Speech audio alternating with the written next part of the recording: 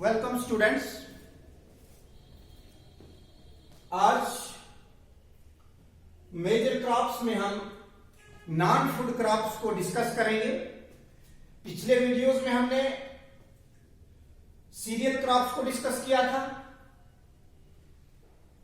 फिर ग्रेन्स की जो क्रॉप्स थी उनको डिस्कस किया था, फिर उसके बाद मेजर क्रॉप्स में हमने food crops other than grains उनको भी डिस्कस किया। तो चलिए आज हम मेजर क्रॉप्स में नॉन फूड क्रॉप्स को एक कॉम्प्रिहेंसिव तरीके से हम इसको एलैबोरेट करते हैं। देखिए, ये भी क्रॉप्स हैं, जैसे पहले हमने क्रॉप्स को देखा, वो भी क्रॉप्स हैं, ये भी क्रॉप्स हैं। क्रॉप्स तो हैं, हम इनको उगाते तो हैं, लेकिन इनको खाते नहीं हैं। उगाते जरूर हैं, किसान लोग जो है इनको उगाने के लिए बहुत मेहनत करते हैं।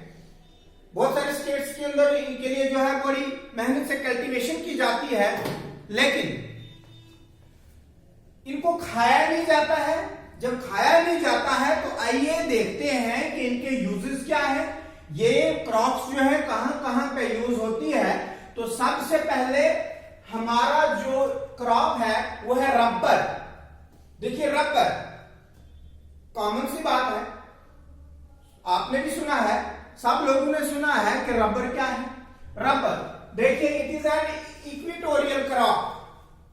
रबर क्या है? It is an equatorial crop. Equatorial means it grows on the equator. देखिए, इक्वेटोरियल, ये हमारा इक्वेटर है, 0 डिग्री इक्वेटर पे इसको इन एरियाज में जो है इसको ग्रो किया जाता है, यहां पे इसकी ग्रोथ होती है। So it is equatorial crop. Equator के नजदीक वाले जो एरियाज हैं तो वहां पे इसको ग्रो किया जाता है। But it can be grown in tropical and सब ट्रॉपिकल एरियाज। लेकिन इसके अलावा ये रबर क्रॉप जो है ये ट्रॉपिकल और सब ट्रॉपिकल एरियाज में भी ग्रो किया जाता है। जैसे मैंने पिछले वीडियोस में भी आपको ट्रॉपिकल और सब ट्रॉपिकल का कॉन्सेप्ट दिया था, आप उसको भी देख सकते हैं। तो इन सब ट्रॉपिकल और ट्रॉपिकल एरियाज में भी इसको ग्रो किया जाता है। Next, it requires moist and humid climate. It requires moist and humid climate, यानी इसको कैसा क्लाइमेट चाहिए, इसको आबो हवा कैसी चाहिए इसको ग्रो होने के लिए, यानी high temperature and high rainfall. It requires high temperature and high rainfall for the growth of rubber crop. Next, rainfall more than 200 centimetre and temperature above 25 degree Celsius. देखिए, अभी तक हमने जितने भी क्रॉप्स को पिछले वीडियोस में डिस्कस किया है, बहुत सारी क्रॉप्स को हमने देखा है। उन सारी क्रॉप्स में से सबसे ज्यादा जो रेनफॉल है वो रबर क्रॉप के लिए दरकार है, यानी रबर क्रॉप को अबव 200 सेंटीमीटर रेन जो है वो होनी चाहिए और टेम्परेचर जो है अबव 25 डिग्री सेल्सियस। तो ये हमें इक्वेटर पे ही इस किस्म का टेम्परेचर और इस किस्म का रेनफॉल जो है ये यहां पे हमें मिलता है। नेक्स्ट क्या है? Important industrial raw material. तो रबर क्या है? रबर जो है ये एक इंपॉर्टेंट रॉ मटेरियल है फॉर द इंडस्ट्रीज, यानी इंडस्ट्रीज को चलाने के लिए, इंडस्ट्रीज के लिए जो रॉ मटेरियल प्रोवाइड करने के लिए रबर क्रॉप जो है वो बेहतरीन समझी जाती है, बहुत इंपॉर्टेंट क्रॉप है। और नेक्स्ट क्या है कि वो एरियाज जहां पे इसको ज्यादा प्रोड्यूस किया जाता है, जैसे आपके पास तमिलनाडु है, केरला है, कर्नाटका है, अंडमान एंड निकोबार आइलैंड्स वगैरह। इसके अलावा भी बहुत सारी स्टेट्स में रबर क्रॉप को ग्रो किया जाता है, लेकिन मेजर प्रोड्यूसिंग स्टेट्स को मैंने यहां पे मेंशन किया है। Next, fibre crop. Fibre means कपड़ा और क्रॉप फसल, यानी वो फसल जिससे हम, वो क्रॉप जिससे हम कपड़ा तैयार करते हैं, यानी कपड़ा बनाने वाली फसलें। देखिए cotton, jute, hemp and natural silk जो है ये क्रॉप्स हैं जिनसे हम कपड़ा हासिल करते हैं, जिनसे कपड़ा जो है वो हमें मिलता है। तो देखिए यहां पे सिल्क जो है ये क्रॉप नहीं है। सिल्क जो है ये क्रॉप में इसकी डिस्ट्रीब्यूशन नहीं है, कैटेगरी जो इसकी क्रॉप के अंदर नहीं आती है, बल्कि इसको हम कहां से हासिल करते हैं? सिल्क वर्म से। यानी सिल्क वर्म का जो कोकोन्स रहता है, सिल्क वर्म के कोकोन से हम सिल्क को ऑब्टेन करते हैं। तो इसको ऑब्टेन करने के लिए हमें क्या करना पड़ता है? सिल्क वर्म को मलबरी लीव्स जो है वो यूज करने पड़ते हैं। उस पे जो है सिल्क वर्म के जो कोकोन्स रहते हैं, मीन वो जो कोकोन्स वो छोड़ जाते हैं, तो उससे हम जो है सिल्क को हासिल करते हैं। तो देखिए रीडिंग ऑफ सिल्क वर्म्स जो है क्या होता है? रीडिंग ऑफ सिल्क वर्म्स किसको कहा जाता है? ये सेरिकल्चर होता है, इसको सेरिकल्चर कहा जाता है। जैसे सेरिकल हॉर्टिकल्चर है वगैरह, ये चीजें जो है सिल्क वर्म को रियर करना जो है इसको बोलते हैं सेरिकल्चर। नेक्स्ट अगर ये कॉटन, कॉटन जो है ये आपके पास एक क्रॉप है, raw material for cotton textile industry.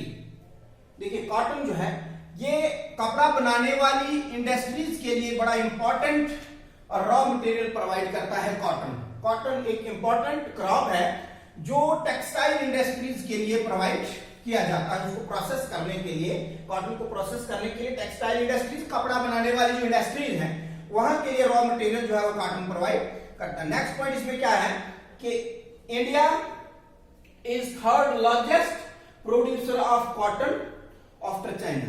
देखिए चाइना के बाद तीसरे नंबर पे हमारा जो इंडिया है वो कॉटन को प्रोड्यूस करता है। Next required high temperature. अब देखिए इसको ग्रो करने के लिए, कॉटन को उगाने के लिए हमें क्या चाहिए? रिक्वायरमेंट जो इसकी क्या है कि require higher temperature, light rainfall.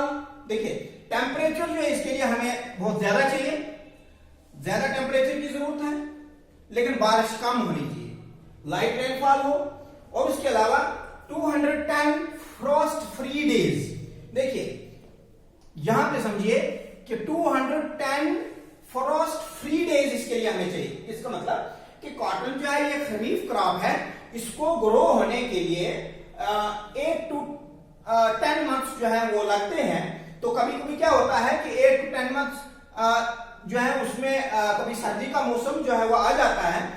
तो 210 फ्रॉस्ट फ्री डेज मीन्स कि फ्रॉस्ट फ्री मीन्स बर्फ की जो पतली लहर जमती है वो नहीं होनी चाहिए। यानी 210 डेज जो है वो फ्रॉस्ट फ्री होने चाहिए ताकि हम कॉटन को ग्रो इजिली इसको ग्रो कर सकें।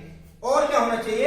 And bright sunshine for its growth. और धूप वगैरह जो है, सनशाइन जो है वो अच्छी होनी चाहिए ताकि हम कॉटन को अच्छी तरह से ग्रो कर पाए।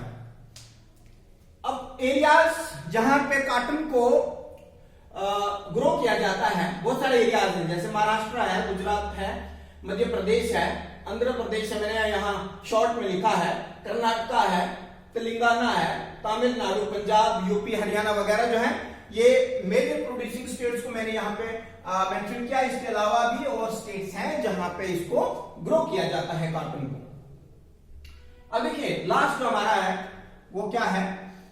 Jute. Jute is known as golden fibre. Jute को गोल्डन फाइबर के नाम से भी जाना जाता है, यानी ज्यूट को हम गोल्डन फाइबर भी कहते हैं। इसको गोल्डन फाइबर किस लिए कहते हैं? ये कोई महंगा नहीं है, महंगा भी है, ज्यादा महंगा नहीं है।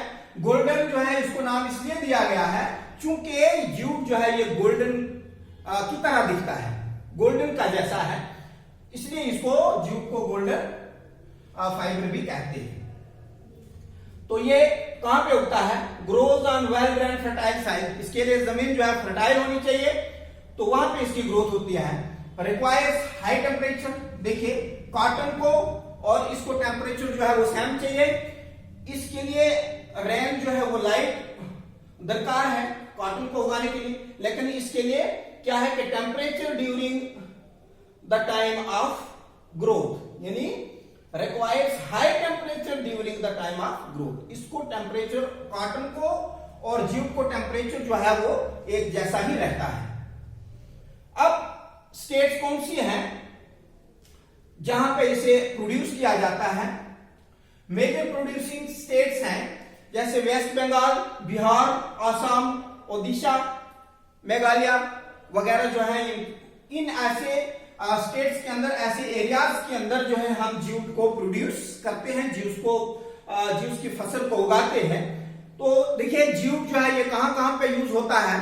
जूट का यूज जो है it is used in making bags, mats, roofs, yearns, carpets etcetera. जितनी चटाइयां आपके पास, रस्सियां वगैरह, जो भी धागे वगैरह जो है उनको प्रोसेस करके जो है हम जूट जो है निकालते हैं, जूट को हासिल करते हैं और उसके बाद ये चीजें जो है हम इससे तैयार करते हैं। तो ये मेजर क्रॉप्स के अंदर हमने नॉन फूड क्रॉप्स को डिस्कस किया। ऐसी फसलें जिनको उगाया तो जाता है लेकिन हम उनको खाते नहीं हैं। जब खाते नहीं हैं तो फिर उनके यूजेस क्या है? तो ये सारी चीजें मैंने आपके सामने यहां डिस्कस की हैं, आप ध्यान से इनको देख सकते हैं। तो आज की वीडियोस में हम इतना ही डिस्कस करेंगे, नेक्स्ट वीडियो में नेक्स्ट टॉपिक को देखेंगे। Thank you.